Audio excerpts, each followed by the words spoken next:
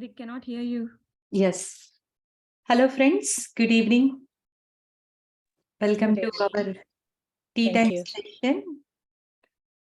How is everybody doing here? And how are you enjoying the sessions? Anybody wants to speak a few words before we start the session?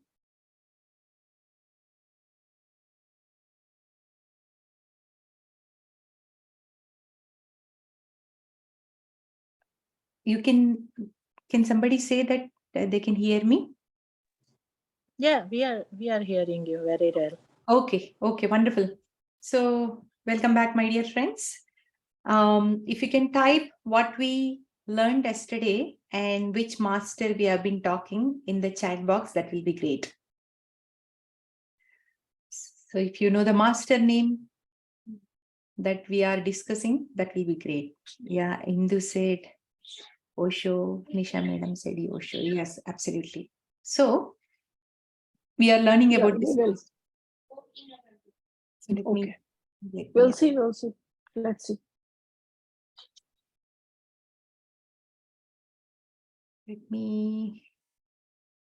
Okay, wonderful. So today we are going to understand a little bit more about this master. Yesterday we learned who is Osho, how did he grown up, and then what is his childhood lifestyle, and what is his way of thinking about the school system and college system, and the open-mindedness in his job, or approaching with students. We learned about that, right? So as we know that, he was waiting. We learned that yesterday that, he waited 700 years to take the birth. And I forgot to mention that in his past life, the man who killed, right? So Osho said that man could have waited 3 days, because after 3 days, I'm anyway going to vacate the body. So he could have waited 3 days. That's what he said. We mentioned yesterday. So the man who killed Osho in the past year, in the last incarnation, which is 700 years back. So the same person who killed Osho, took life in this lifetime when Osho was presented on the earth. So he took a life as a she. So she has become his sannyasini. So look at that, my dear friends. So that the person wanted to kill Osho. He killed Osho, but at the end of the time, the soul has to come and learn from Osho itself. So Osho mentioned that, she became his sannyasini in this lifetime. So his life is going very well, and then he studied well, and then he started working as a lecturer, and he's taking care of his students well and all, right? So everything was going well. But right before he was reaching 21, age of 21, all of a sudden, nervous breakdown happened. Like something was deep inside that, it is seeking something. And Osho says that from the childhood, there is no not a single day that I did not seek for the enlightenment. From the childhood, he always stares at the sky for hours together. He stares at the river hours together too, like merge with sky, merge with a river. He knows there is something that I need to achieve. There is something that that need to get my attention. So he was always in that from the childhood. So before 21 years, a day came and then he started being so weird, like, very agitated and all. It was a rough time for him. He says that, who loves him so much, like his parents or friends, they were able to understand this person and they were able to put on his crazy stuff. That's what he said. And also slowly what happened is he was becoming so ignorant. He was becoming totally different personality. So his family members started ignoring him, and he felt that is a blessing. So when a person ignores, right, that person becomes absent.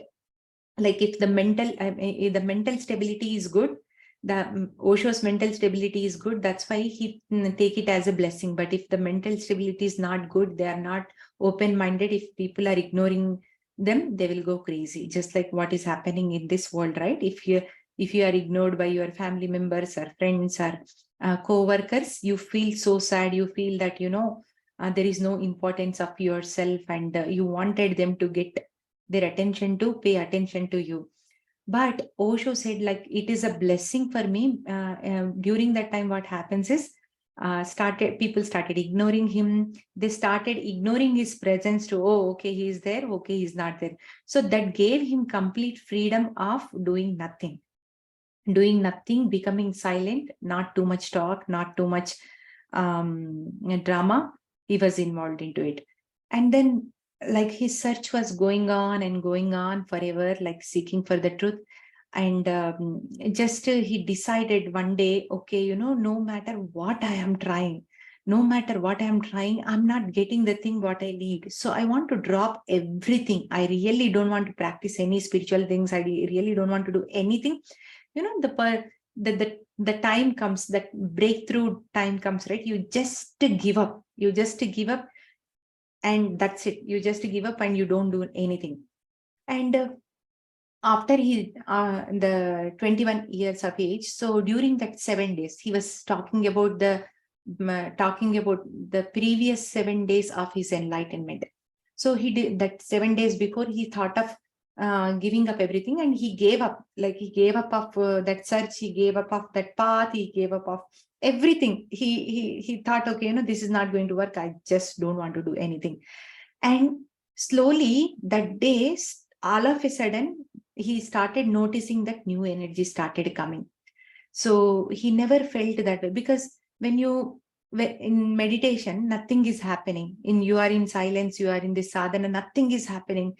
You are trying so hard, you are trying, like, this and that, people are getting benefited, but you are not seeing any differences. Like, that the thing will be there, right? So he was also same like other people. So he was not satisfied with whatever he's doing. So during that time, what one does, when he give up everything, even he's sitting in meditation, what he expects nothing, right? Because he decided to give up on everything. He's not even expecting anything during his meditation, and the magic happened then for him, my dear friends. So all of a sudden, he started noticing the new energy started coming, and then almost everything is vibrating, and if any flower he see, anything, like, he started feeling so blissful, and he was able to connect with himself so much. So the continuation of the experience was going on for 6 days. And he said that in his experience, he said that, he is going to explode with the bliss what he was experiencing during that time, like that 7 days, right?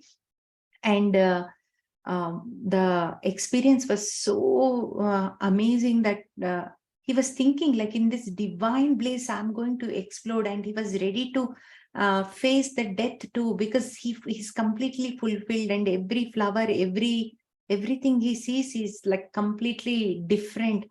And he explained so well that every time Osho does like night meditation around, he don't sleep till 11:30 to 12 o'clock. But when he gave up on meditation, when he gave up on search, he slept on 9 o'clock only. He says that his eyes were shutting naturally, and then when he went to sleep, it was not sleep, but it's a complete awakened state. And the awakening was happening naturally and effortlessly. So he explained it so well, my dear friends. And on the seventh day, he was able to notice that the enlightenment, and he exactly noted the time and date, which was the person's enlightenment happened on March 21st, 1953. That's what he says. March March 21st. Look at that. He remembered the date. It means what a transformation he must have experienced, right? Just a second, my dear friend.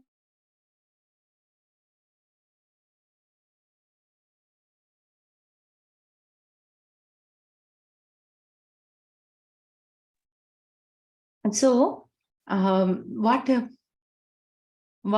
Osho saying is, like, to reach to that point, definitely you need support. He's not saying that, don't seek for enlightenment. He has given a beautiful example. Any practices we do, any sadhana we do in our life is like a boat. You are on that boat, you are crossing that river. And as soon as you reach to that river, right, you have to get down from the boat and you have to let go that boat. And that is what it is like. Osho did, like, he just let everything, the practices or whatever, like, the time comes. We know that the time comes. And then that's where this is all happened. And he says that, it's a tremendous transformation in 7 days. And during that time, like, he was seeing that the past was completely disappearing for him.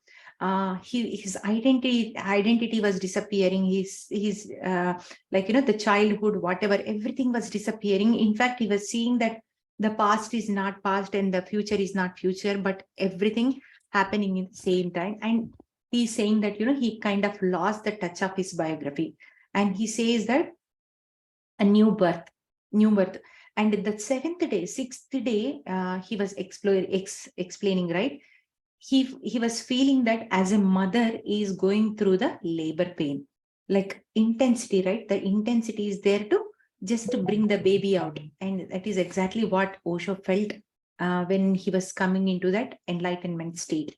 So during that 6 days, he was having extreme bliss and extreme ecstasy. And then 7th day, it happened that, he realized what it is, and, the enlightenment, whatever he explained.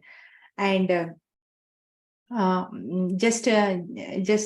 he explained that, everybody sleeps, but generally that sleep is going to be more awakened for them. Since then, what he says is that, since then I did not sleep. What do you mean by I did not sleep? We sleep, but we are awakened.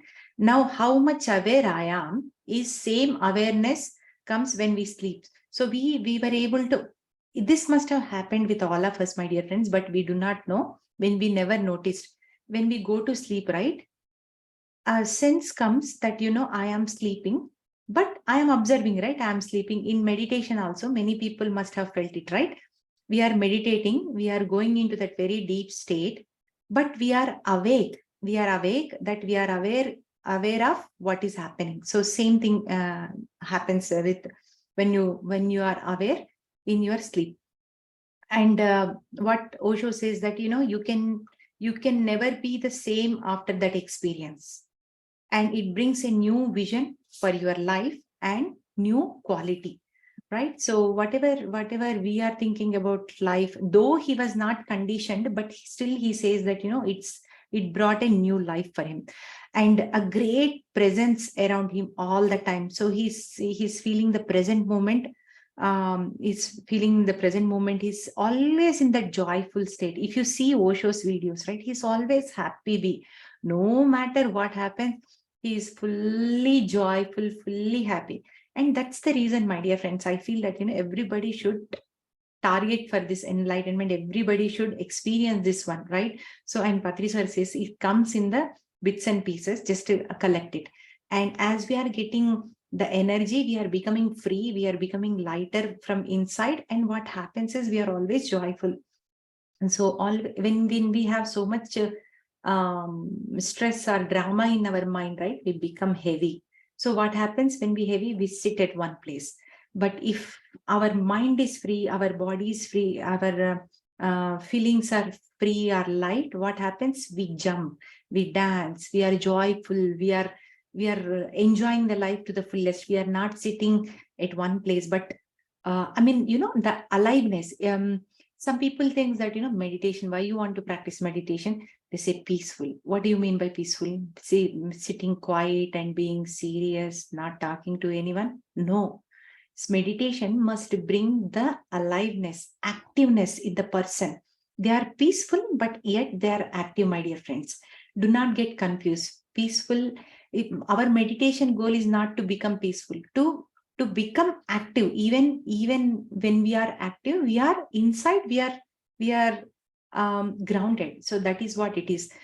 Just like, otherwise it's so easy, right? You just to take out all the responsibility from your life and you are just sitting there and then you are feeling peaceful. No, meditation must bring you the activeness, the happiness, the smile in your face, the in your presence, people are celebrating. So, that kind of aura we all get as we are practicing meditation. And anywhere you go, people will recognize. You don't need to mention that I am practicing meditation, I am doing this or that.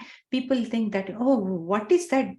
What is the secret? Or they may not have that mindset to even ask what is happening with your life. They feel that, something is different and very joyful to be there with a person who is light-minded. And so, and then on the seventh day, he went into the garden. Like he started living in his bungalow. I mean, there is a big story. So he wanted to stay separate, and then he wanted to rent a building. Nobody was ready to give, because bachelors, they don't generally give. But one merchant said that, there is a booth bungalow is empty. You can try for that. He just sarcastically he said, but Osho is so rebel. And then he went to the bungalow's owner. He says that, I want to live here. So can you please rent it out to me? And he says that, I will live, because everybody is saying there is a booth bungalow. And when I start living, then definitely it proves that, there is no booth, and you can either sell the bungalow or you can give the rent to others. But I'm not going to pay, but I am going to stay. So he's very smart, very smart. So then he started living. There is no booth, but, because of the wind, because of the garden of that bungalow is making all the window doors to shut, fly here and there, and then the curtains, and then the doors, just like we see in the pictures, right? This is all happening. And Osho recognized on the first day itself, there is no booth, but it's all because of the beautiful wind. It was flowing and it was bringing all the fragrances from the trees and plants. People would think that, oh, there is so much fragrances coming into this house. Some booth is like roaming here and there. Maybe that's why. So he's so smart. So he decided, okay, if I live in this booth bungalow, nobody is going to talk to me and nobody is going to come to this house to disturb me. He's very smart in his sadhana. So that's how he was practicing. And again, he decided to give end to all. And then that's where he realized. On the seventh day, when he got enlightened, right, he walked into the garden. Every leaf was talking to him. He can see the energy in leaf, in rock, and like ecstasy. This is a beautiful Brahmand. Because the perception, the awareness was completely shifted. If I see this plant, I see it normally, but when Osho is seeing with his eyes, they are all luminous. They are emanating light, and then they are emanating the fragrances. They are emanating as if, like, we see in the pictures, right? The heaven, like the luminous heaven, luminous flowers and gardens. Exactly, it was like that. And when he noticed that, one tree is calling him in his garden, because he was completely jumping. He was walking, but he's saying that, I'm not walking, but I'm running and jumping with a joy. So he needed that grounding. So the one tree was there, so he was attracted to the tree. So and then he simply sat under the tree, and he was just noticing. So he noticed that that tree was grounding him from these experiences, so that he come back to his senses to what do you call that, settle the energies. And then next day he was so happy, and after the enlightenment he was completely silent for 7 or 8 days. He's not even opening his mouth, because the enlightenment experience was so deep that he does not want to utter a single sound. He just want to be there. He just want to be there. And slowly, he was able to come out of that bliss state after few days. And then as soon as he came, first thing what we do is we share our enlightenment experience with our loved ones. So he went and shared with his grandma, he went and shared with his mother and father, his friends, everyone. And Osho says that only one thing I love is talking.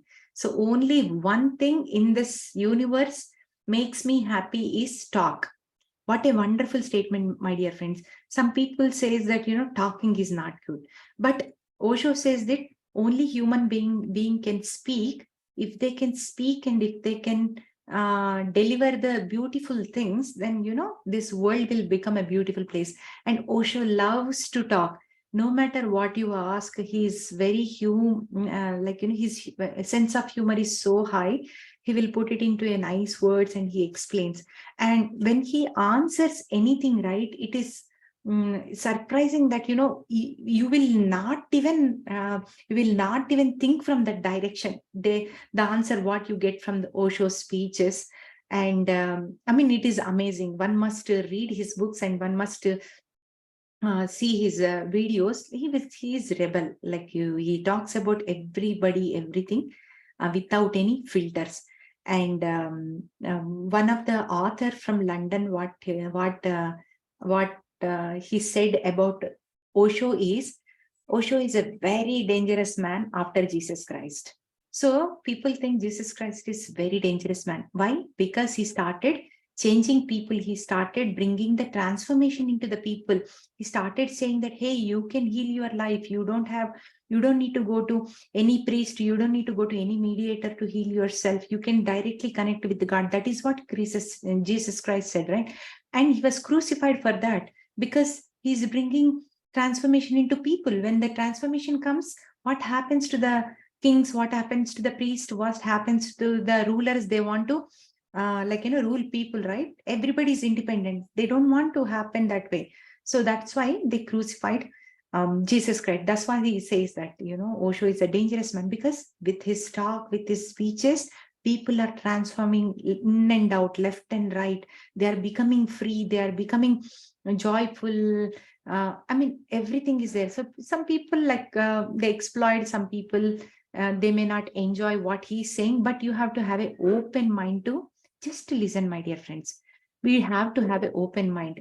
The way we grown up is not so much open-minded. Oh, for a girl, you have to be this way. For a boy, you have to be this way. For an Indian woman, you have to wear your full clothes. For American woman, you can wear this dress. So look at the conditions what we have. And you are only supposed to get married the person who your parents are looked for you, and so much of restrictions, right? So he broke everything, my dear friend. He says that you are a pure conscious being. You enjoy your life to the fullest. What he says is like, when you exploring, maybe they are successful, maybe they are not successful, but at least they tried, right? That's what he says. And yeah, and also he says another New York Times reporter, what he said is, he is an equivalent of 1 lakh masters. Look at that. Like he compared Osho with equivalent of 1,000 masters or 1 lakh master. I don't remember the number, but they say that. So such a powerful master. If 1,000 masters bring the transformation into this mankind, right? Osho can alone bring the transformation. So his powers are so his speeches are so powerful, and his energy, his aura, his energy is so beautiful, my dear friends. So he explained so beautifully about his enlightenment, and I wish we all experience the same enlightenment. We experience the same joy and bliss what he has experienced through with the help of meditation, my dear friends. Let us all go into meditation. We'll meditate and then we'll come to question and answers. Okay, friends, we are practicing Anapanasati meditation. Sit comfortably, hands into hands, fingers into fingers. Gently close your eyes and be with your breath. Whenever you read, whenever you listen about that master, their energies are fully present. So in order to observe their energies, one must go into meditation, my dear friends, for some time. Energy is nothing but information. So whatever the information they carry, when we are in their presence, when we are getting the energy, that means we are getting the information too. And that's how we are becoming more knowledgeable and more wiser as the days goes by. So it's so important to meditate, my dear friends. Sit comfortably, hands into hands, fingers into fingers, gently close your eyes and be with your breath. I will be playing beautiful music and let us all meditate.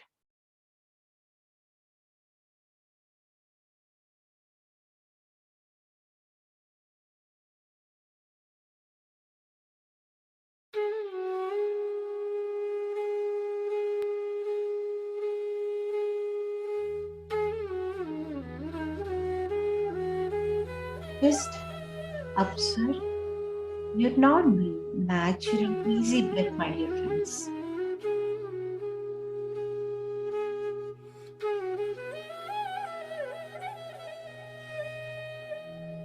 Patriji made it so simple. To become enlightenment, we do not need hard way to practice. We need it simple. Just observing our breath. Nothing special we are doing. Just being in the present moment. Be with your breath.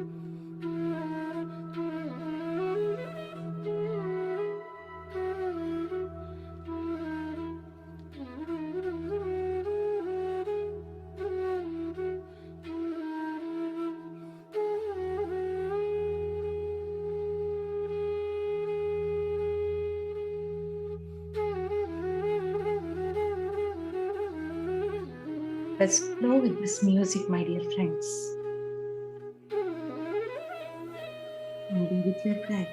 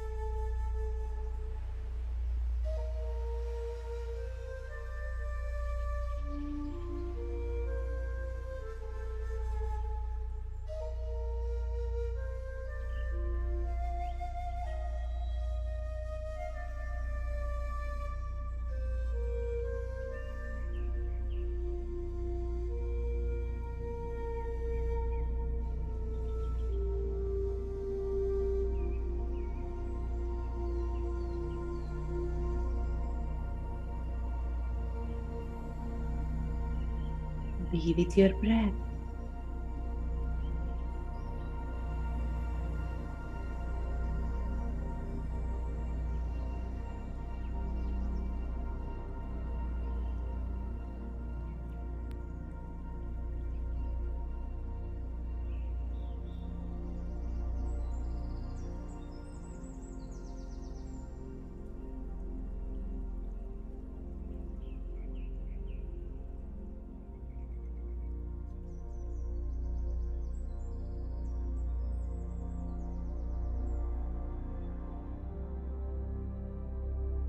Last 2 minutes.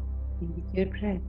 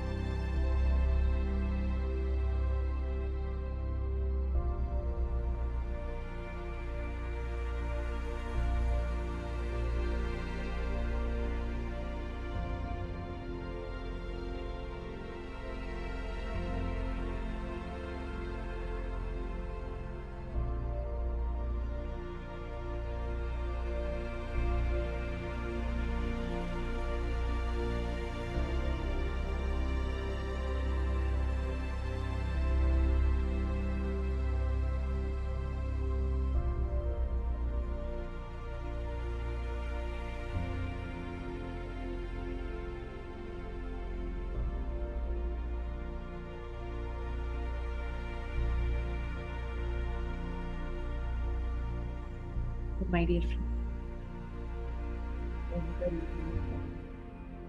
gently place your hands on your eyes for 5 seconds. Gently place your hands on your eyes for 5 seconds. 5, 4, 3, 2, 1. You can gently open your eyes, my dear friends. Hope you all had a wonderful meditation today.